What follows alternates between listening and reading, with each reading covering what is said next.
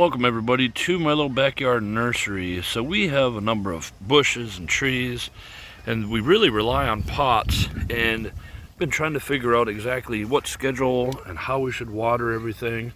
So this is a current that actually hasn't come up, but I wanted to show you there's a gap here. You see that gap right on the bottom right side? So we didn't water and it didn't rain for like 4.5 days. So I came out this morning, I saw that, and I was like, okay, we've gone too far. We have not watered enough. Then I went through and I did a pass, a normal pass. I usually do 3 of a certain type of pass, and I'll show you what that looks like in a minute. And then I soaked the one on the right because I pulled the one out on the left after one pass, and that's how dry it is. You can see it's hard and it's been shrunk down, and it didn't have any covering on it.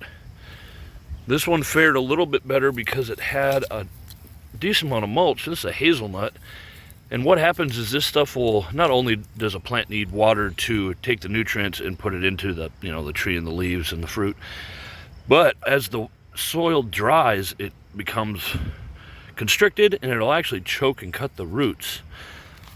This is more of what we want, and this is after soaking it.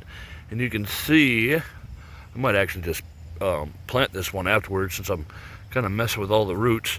But I just pulled, I just pulled it out of the pot, and then it looked like that, and then as I turned it, it just kind of fell apart. So I'm gonna make sure I protect these roots, or I might actually pause the video and plant it. But before I do that, let me show you what I mean by it was that concrete rock, and it's damp, but it's still not quite as good as we want. So I'm gonna plant this real quick, and then I'll show you how to water it. So, finding a random spot in the backyard, this is how we're going to plant this, and you can see that it's going to be deeper. And with currants and a lot of different bushes, you really actually want to err on the side of being deeper, because a lot of these nodes will actually create new roots.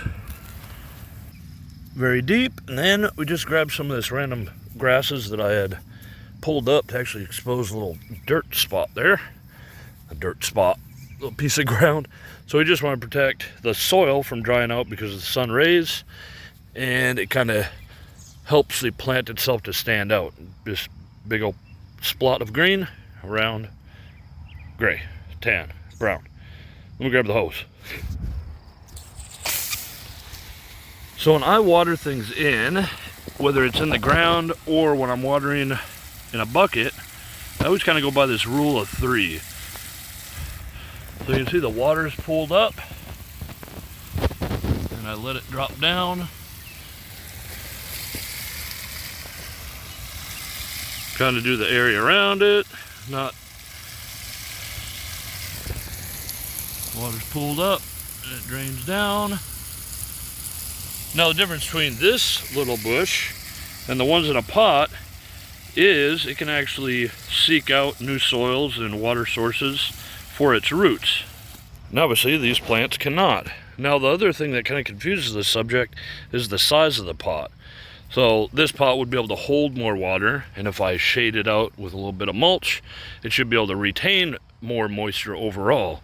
But as the tree grows and the root base grows, will this one have the same amount of roots? This hazelnut, will it have the same amount of roots as this? Not quite.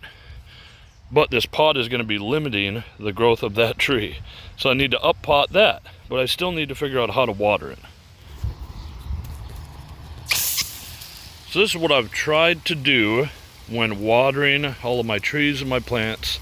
I have in my head like a 10-second countdown, and I kind of water like this, and I usually go around the whole area, including all the associated areas, 3 times, and it's good.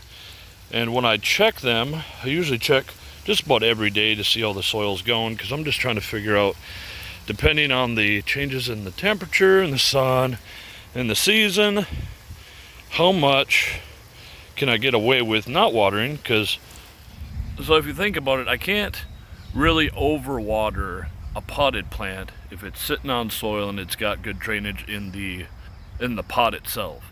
Same with like installing that one currant bush over there. I can't like initially overwater it. Now you don't want the soil to be so sopping wet, like the plants have wet feet. You don't want that, so you want to have some sort of boom bust cycle, but you want to level it out with proper watering. This mulching helps, but it also helps to have enough soil and a big enough pot for the size tree you have. So a lot of these things, really, I've gotten over the fear of just taking the tree and just pulling it out of the pot to see what it looks like. Of course, I won't be able to do it with one hand.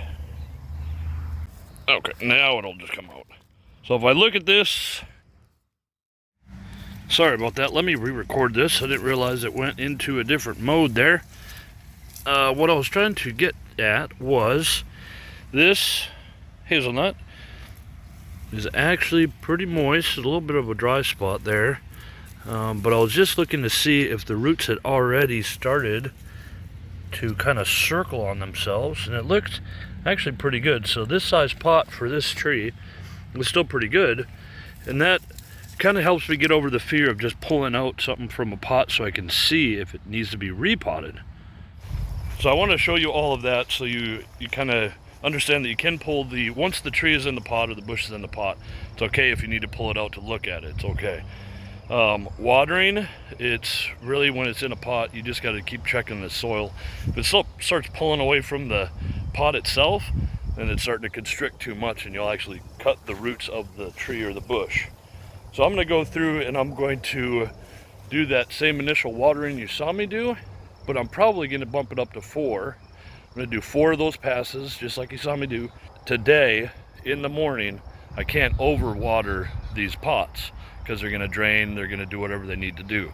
Now tomorrow morning I'll check again to see, keeping an eye on whether it's rained last night or not, and we'll check the soil again. I'll just simply pull trees and bushes out of the pots and see how well that new system goes. And it's something that kind of needs to be fine-tuned and changed and looked at and all that stuff, but it's part of having a nursery, having a whole bunch of plants in pots, and we have a whole bunch of stuff that we need to up pot anyways that we accidentally bought at a local sale.